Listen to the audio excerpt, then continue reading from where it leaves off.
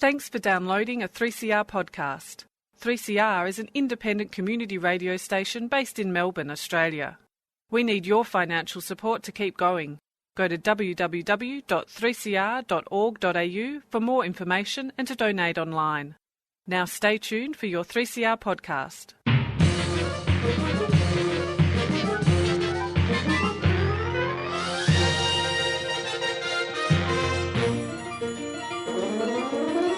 Welcome to another episode of Lost in Science. Well, not just Lost in Science, it is our annual, usually annual, I think we've missed a year here and there, our annual Halloween-themed Lost in Science fiction episode, which is always very exciting. Don't you agree, Stu and Catriona?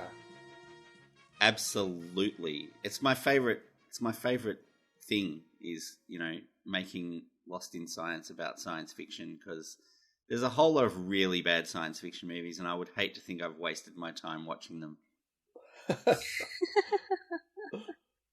It's all research. That's right. That's what I tell everyone. And how about you, Catriona? Are you a science fiction fan? Yeah, I think it's incredible, like the things that we authors predict, like way before they even happen. Very exciting to see. All the imagination. Fantastic. Well, I'm sure we all have some good stories tonight. We're going to try and crank out a story each. That'll be 3 stories, the extra bonus kind of content for your ear holes, which is pretty good. I think, you should be grateful to us for that. That's probably talking a bit much there. Catriona, what have you brought for us today? I'm talking about the feasibility of hoverboards and flying cars. Oh, interesting. I think we've all wondered about that, like the whole kind of, it's a future, where is my flying car kind of thing. We've already passed October 21st, 2015. That's true. That was a long time ago. It's ancient history now. Yeah, right? And there was both of those in that film, Back to the Future 2. There was a flying car and a hoverboard. Where are they? What's going on? Right? That's what I'll get into. Fantastic. How about you, Stu? What old science fiction are you dredging up for us? Well, this week? Speaking of time travel, I'm traveling way, way back in time, 50 years into the past, to look at a movie set at some time in the future. I'm looking at a movie looking at the story of a film called Silent Running, which is a bit of a classic sci-fi movie coming at a time when there was really a dearth of good science fiction, really. The early 70s was a bit barren as far as sci-fi classics went. But look, Silent Running, it's about shooting all of our ecosystems into space to keep them safe, which seems like a really bad idea. But I'll talk more about that when I come to my turn. Excellent. Well, I believe that I'm going to touch on something in my story that is kind of connected to that. But yeah, I actually struggled to find science fiction this year because I've just been watching a lot of kids shows. There's been very little science fiction. I think a lot about how the Peppa Pig universe works. There really isn't much science involved in it. If there is science involved, you don't want to think about it too much. But I recently watched one of the Marvel films. I watched the new Thor, Love and Thunder, and there was a mention of wormholes in that. I mean, very little actual science in that movie, but there was a mention of wormholes. They tried to be a bit scientific, and I thought, yoo-hoo, that's going to do for me. I can connect that obliquely to this year's Nobel Prize in Physics. Perfect. I'm going to talk about wormholes, because who doesn't love a good wormhole? Farmers with apples, I guess, is the answer there, perhaps. But, and maybe carpenters. I don't know. Maybe we won't touch on that too much. But anyway, look, it sounds like we have a interstellar kind of delight full of shows, stories here for you on this episode. So let's get on with it, on with the show.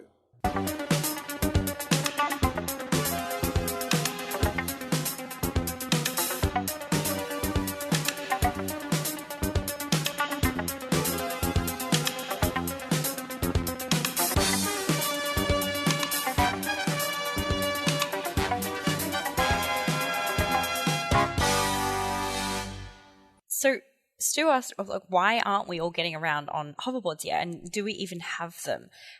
Flying cars and hoverboards, they aren't impossible. They're just completely improbable right now. Because if they were ever to become available to the everyday person, one way to build them would be using magnetic levitation and a type of material called superconductors. So essentially, superconductors expel magnetic fields. And so something weird happens when they interact with magnets. Because a magnet needs to maintain its sort of north-south magnetic field, so if you think back to like high school physics when you try and putting poles of magnets together, magnets keep that. And if you place a superconductor on the magnet, it interrupts those field lines and the magnet sort of lifts the superconductor out of the way, kind of suspending it in the air. And there you have it. Magnetic levitation, or maglev. And 2 of the fastest trains in the world currently use this technology, using 2 sets of magnets to elevate the train and propel it forward. And it's really great because you propel it forward and friction doesn't even slow it down, because friction doesn't sort of act on that. So Japan's maglev is the fastest train in the world with a speed record of 603 kilometers per hour, but that's still in production. So China actually has a maglev train in operation, clocking in at 600 kilometers per hour. Wow. So these maglev trains, do they actually use superconductors for their operation? Yeah, they do. Yeah. Right. So they have to have some sort of like elaborate cooling mechanism, because superconductors generally only work at really cold temperatures, is my understanding. Yeah, that's the really big catch. So one of the reasons that we have to sort of only contain this technology within the confines of train tracks as opposed to, using hoverboards and flying cars wherever we want is, as you say, the cooling system. So all superconductors need to be kept cold, and you're looking at minus 145 degrees Celsius or even colder. So the most common coolants for this are liquid helium or liquid nitrogen, because the second that the coolant is gone, the levitating superconductor just sort of drops back down onto the ground. So not something you want to have happen to your train going 600 kilometers an hour. No. So yeah, the trains are definitely keeping those tracks cool. So if we had maglev cars or hoverboards, they would all need cooling units and like sort of need a regular dose of liquid helium or nitrogen. And at the moment, they're a little bit too expensive for widespread use. You also would need tracks like a train, I guess. You couldn't just go anywhere because you need like a magnet and a superconductor working together, don't you? Yeah, absolutely. So that's the other catch, I guess. On a train track, you've got the metal and you have a track. But without a magnet in our streets, and like you would essentially need to have the entire neighborhood having a magnetic floor for this to be feasible, or magnetic ground, I should say. And you'd need magnets under the streets, under the sidewalks, and even then it would be really, really difficult to drive freely without a track because the superconductor would sort of just try and follow a definite path. And so roaming around in a hoverboard, or even something that we sort of take as so simple, like changing lanes in a car, they would all be very, very difficult in sort of this free roaming magnetic city. That was something I was going to ask too, is so a normal train works by applying force to the tracks, and that's, the wheels push the train forward. How does a magnetic levitating train even move at all? Well, it's a good question, and it's really something that I'm still trying to get my head around. But essentially, it's kind of being pushed forward, I guess, by the force, because essentially if you've ever seen kind of like a superconductor on top of a magnet, it's just like sort of pushed around and kind of hovers. So I guess you've sort of got this hovering thing, and once it's built up that momentum, it just goes, but not entirely sure. But the great thing is that you don't lose any energy. So a big thing when we move forward just in general is that we're having to combat friction. But superconductors are really great in that they have no loss of energy. So you're not losing those things at all. Not slowing down.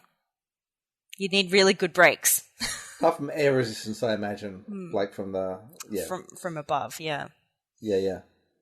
Yeah. So, do we have actual hoverboards? The answer is, yeah, kind of. So on October 21st, so the date, but a year earlier, so 2014, a year out from that Back to the Future date, a company called Arxpax announced that it had been working on a prototype hoverboard, and it can get maybe like an inch, so 2.5 centimeters off the ground.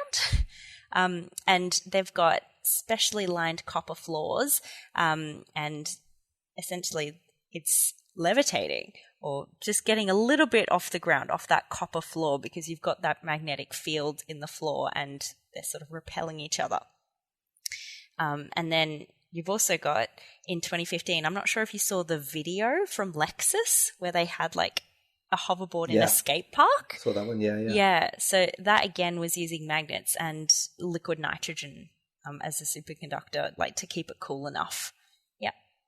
Okay. And then another company found a much easier way to do it, which is basically to simply make like a Segway and call it a hoverboard, even though it didn't actually hover. Yes. Yeah. I'm just thinking about, like, you know, all those boards that people are going around, like Arrested Development with Job. Just, I'm hovering around. Yeah. Not needing to walk. It's just branding. That's all it is. Yeah. So, you know, maybe somewhat feasible. We can certainly do it in principle, but, you know, for the moment, it's not really feasible to get everyone on hoverboards and flying cars. And even if you wanted to get on a flying car, I think in the film they went up to like 10 meters high, 9 to 10 meters off the ground. You'd need a really, really strong magnet for something like that. I think you'd probably also need a more powerful civil aviation authority to deal with 3 dimensions of personal vehicles.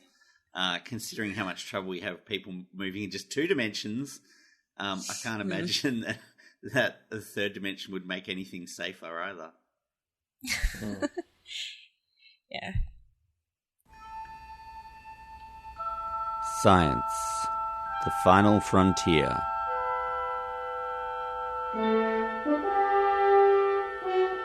These are the voyages of Lost in Science, our ongoing mission to explain strange new words, to seek out new science and new explanations, to boldly go where no radio has gone before.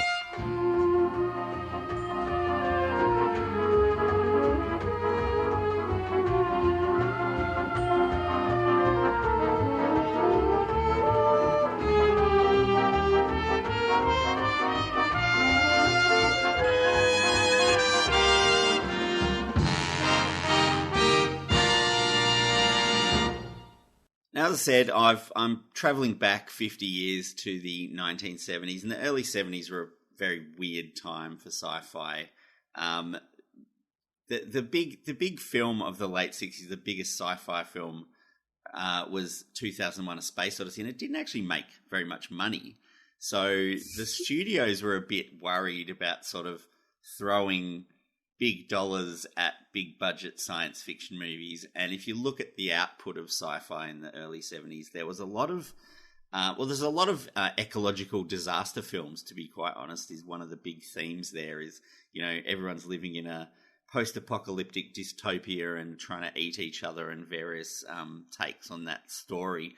But there were some interesting films made in the first half, and one which I happened to catch late at night in my teens, and it probably influenced my ideas a little bit about environmentalism, and probably a little bit with my fascination with robots as well. Is that the film was called Silent Running, and it was released in 1972, and this was directed by Douglas Trumbull, who's a special effects expert who worked on 2001, and he basically worked out how to do all these things and made 2001 look like real space travel effectively at the time.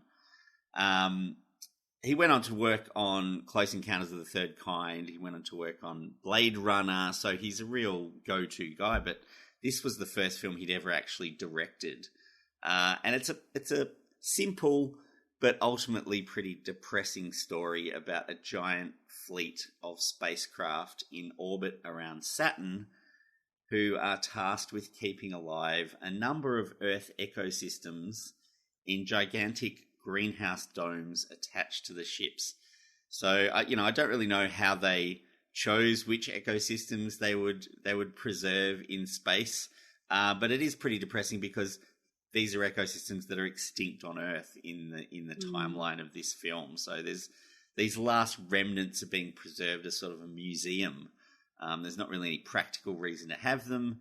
And apparently the mission's funded by big corporations. And as they're sort of moving through the spaceships, you see these big brand names written on the sides of the walls and of cargo and stuff like that. It's really quite odd.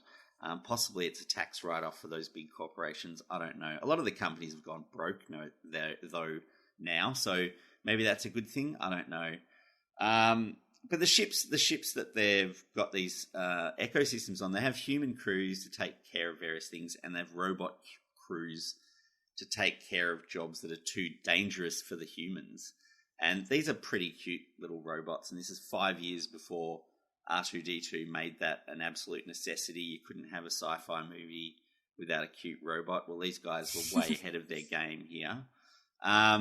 But the focus of the film is a ship called the Valley Forge, which is named after a decommissioned aircraft carrier, which was a real one. Then they actually used that to shoot the film inside. So they were allowed to go inside the aircraft carrier and use that as the interior of the spaceship, which is kind of cool. And then they used the name as well. And there's a botanist on board who looks after the numerous plant species that they're carrying. But I think probably the hardest part to believe about this story is the idea of preserving these chunks of ecology in space at great expense, because I kind of feel like if we can't look after them well enough on Earth just by leaving them alone, it seems pretty unlikely that someone's going to spend, huge amounts of money to send them into space and put them in orbit around another planet. It just seems like absolute science fiction to me anyway. We could throw money at it here on Earth. It would still turn out cheaper, surely, if we did that. We could just sort of, fund research and keep things going here. It did make me think, though, of your story from last week where you interviewed Tien Huynh about the growing plants on the moon. Yes, absolutely. And one of the things that I mentioned to her was that, ecosystems are not just plants. There's thousands or millions of organisms involved in a functioning ecosystem. And we actually don't know enough about how ecology fits together to be able to scoop that up and put it in a spaceship and get it out into orbit around Saturn. It seems, this is well beyond any of our understanding. We don't even understand what we've got, let alone how we could possibly even move that somewhere else. Even at the time that the film came out, the difficulties of maintaining plant life in orbit around Saturn was questioned by none other than Carl Sagan, who said, "You seem to have forgotten about the inverse square law and the intensity of light the further away you move from the sun, because one of the things that everyone knows about plants is they do need light. And if you put them in space far away from where the sun is, they need a light source of some kind." But I'm pretty sure there's, these seem to be gigantic nuclear-powered spacecraft, which was probably something people were expecting to happen at the time. And maybe they've got artificial light up there or something. I'm not sure. The special effects are very impressive, but the practicalities are probably need a little bit more work.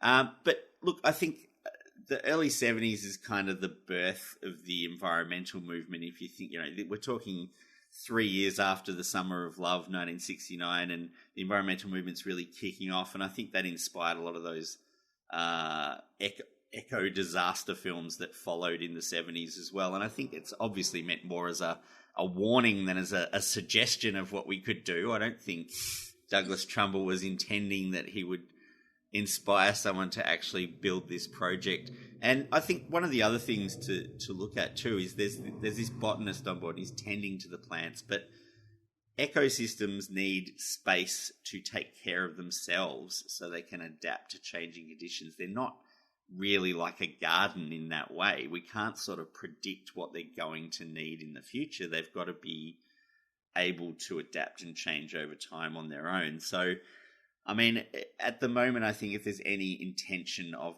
permanent human settlements on the moon or on other planets, preserving and learning from the ecosystems we have on Earth is probably going to teach us a lot more about how that might work than sticking some spaceships up around Saturn with plants growing on them. Not that putting plants on the moon to find out how they cope is a bad idea. I think that's a great idea. But as far as we know, this is the only planet with any functional ecosystems at all, and expecting big companies to preserve them doesn't really look like a safe bet at the moment. And I think that's the scariest science fiction I could come up with for Halloween. I'm theoretical physicist Sean Carroll, and you're listening to Lost in Science, which is spreading scientific knowledge across multiple branches of the wave function of the universe.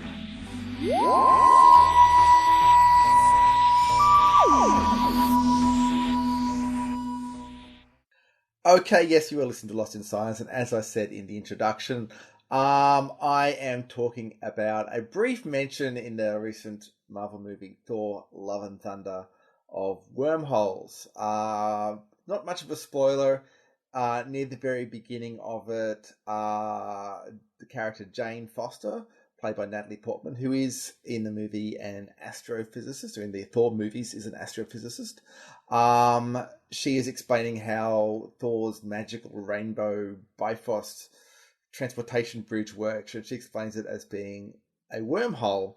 And to explain it, she actually references two other science fiction movies. She references Event Horizon, which I know is a favourite of Stu's, and the movie Interstellar.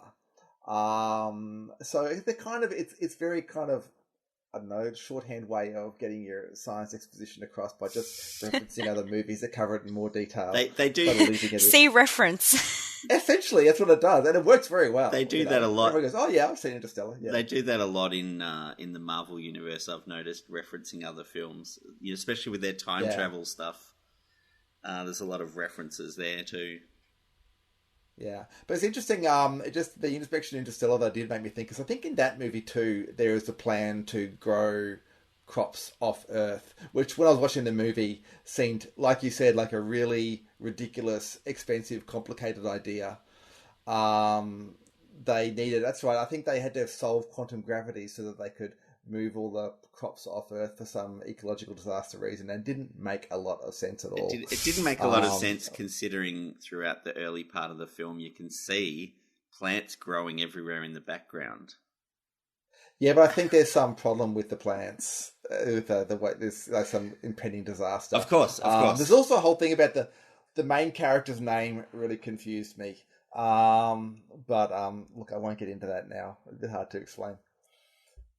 But yeah, so wormholes are they are a bit of a staple of science fiction. So they're a good thing to talk about. They're often used as a way of getting around the universe quickly. And as is explained in, all the movies where they appear, a wormhole is essentially, it's like two, I suppose, black holes that are joined together by a tunnel that goes through another dimension. And so they allow you to go between two distant points through a shortcut, essentially, is the idea. Now, wormholes are actually allowed in general relativity, which is Einstein's theory of general relativity, which is our understanding of how space and time and gravity works. And hence their other name, again, which is mentioned in the movie, which is Einstein-Rosen bridges. One of the solutions for describing how they could work was published by Albert Einstein and Nathan Rosen in a paper in 1935, although there had been other people who found the solutions about 20 years earlier. And so, known as Einstein-Rosen bridges. And yeah, it's pretty straightforward, a kind of solution to the Einstein's formula for general relativity, but they're not a practical kind of way of getting around the universe, it turns out. Pretty much all the solutions that people have found that can make you build a wormhole, they're not going to be stable, at least if they're joining two places in the same universe. There's kind of a loophole if you can go between different universes. But if you're trying to make a shortcut between two places in the same universe, then you get this kind of feedback between the two mouths of the wormhole that causes it to collapse. So they don't last very long. You wouldn't be able to get through it, and you'd probably burn up on the way through. And usually to people trying to find ways to get around this kind of collapse, this feedback, and you require things like some exotic matter or energy that has like a negative pressure or negative energy pushing out, or you require exotic physics with extra dimensions and things, or a slightly different kind of universe to the one that we live in for it to work.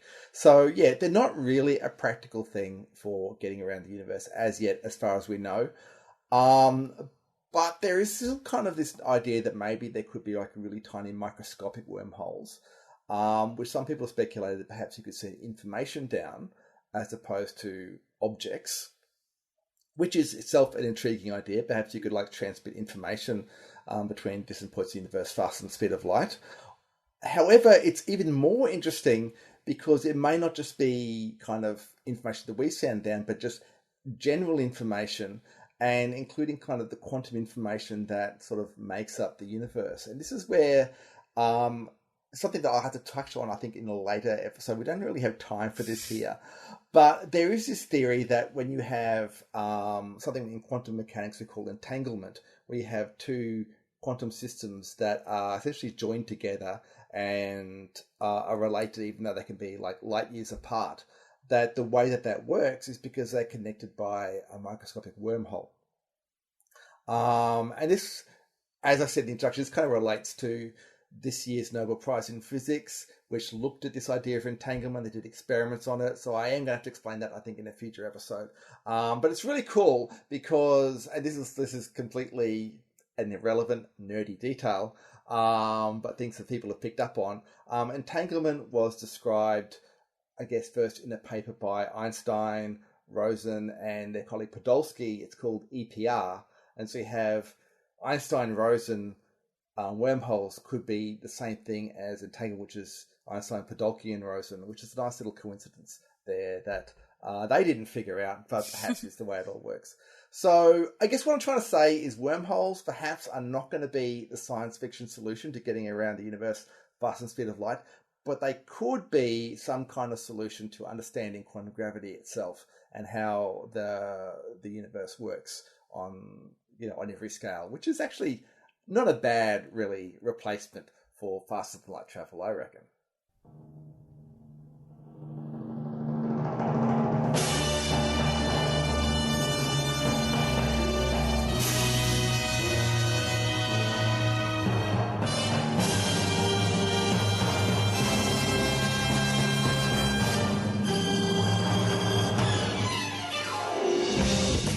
And that's it for another episode of Lost in Science. Lost in Science is recorded for 3CR in Melbourne on the lands of the Wurundjeri people of the Kulin Nation, and it airs across Australia on the Community Radio Network with the support of the Community Broadcasting Foundation.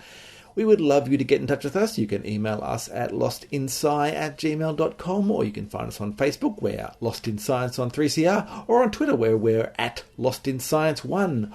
You can find us on your favourite podcast app, where if you get the chance, please give us a good rating and review, as that will raise us up in the search rankings so other people can find the science.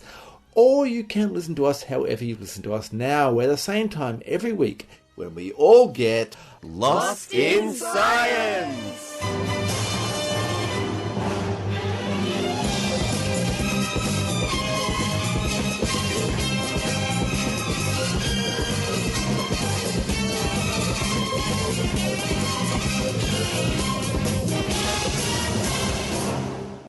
Thanks for listening to a 3CR podcast.